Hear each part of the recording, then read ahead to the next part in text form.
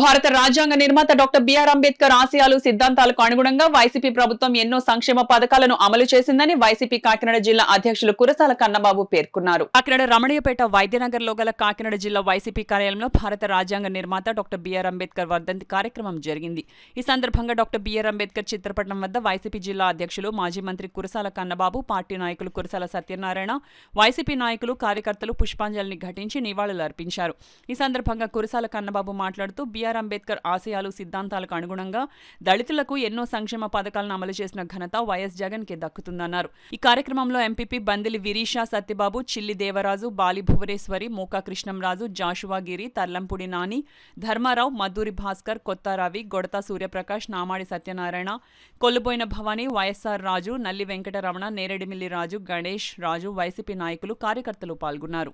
ఆ దేశ స్ఫూర్తికి ఊపిరిలూదే విధంగా ఎదిగిన మహానాయకుడు అంబేద్కర్.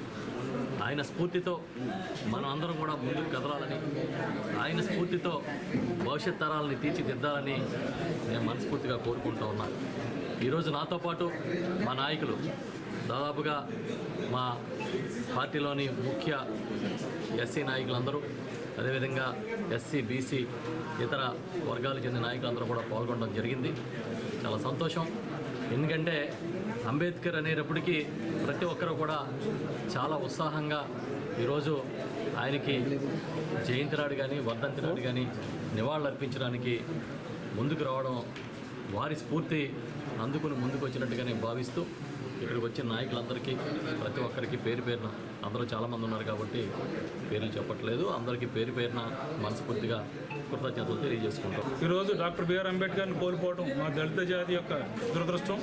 అంబేద్కర్ లేకపోతే ఈరోజు మేము ఎవరో లేము. ఈరోజు మేము తెల్లబట్టలు కట్టుకున్నామన్నా, ఈరోజు మేము చదువుకుంటున్నామన్నా, ఈరోజు సరైన తిండి తింటున్నామన్నా, ఈరోజు సమాజంలో మేము ఒక గుర్తింపు, మేము మనుషులు అనే గుర్తింపు మా దళితులకు వచ్చిందంటే ఇది అంబేద్కర్ వల్లే. అంబేద్కర్ లేకపోతే మేము లేము. ఆయన మా దేవుడు. ఆయన లేకపోవడం మా దురదృష్టం, ఆయన కోల్పోవడం మా దురదృష్టం. ఆయన చూపించిన మార్గంలో మేమందరం ఇవాళ బ్రతుకుతున్నామంటే ఆయన కారణం ఆయనే. ఆయన పడిన శ్రమ, ఆయన పడిన కష్టం, ఆయన పడిన ఇబ్బందులు చాలా ఉన్నాయి, మీ అందరికీ తెలుసు.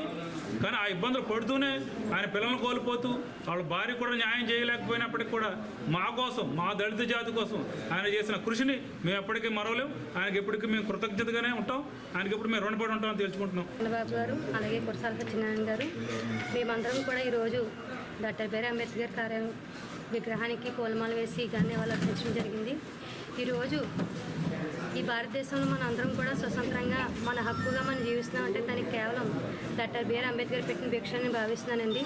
ఈరోజు చిన్న స్థాయి నుంచి పెద్ద స్థాయి వరకు ఎవరు ఏ వృత్తిలో పనిచేసినా దానికి కేవలం డాక్టర్ బిఆర్ అంబేద్కర్ భారత రాజ్యంలో మానవుల హక్కులుగా ఆయన మన మానవులకు ఎన్నో హక్కులు నిర్మించారు. దాని ద్వారానే మనం అందరం ఇక్కడ జీవిస్తున్నాం.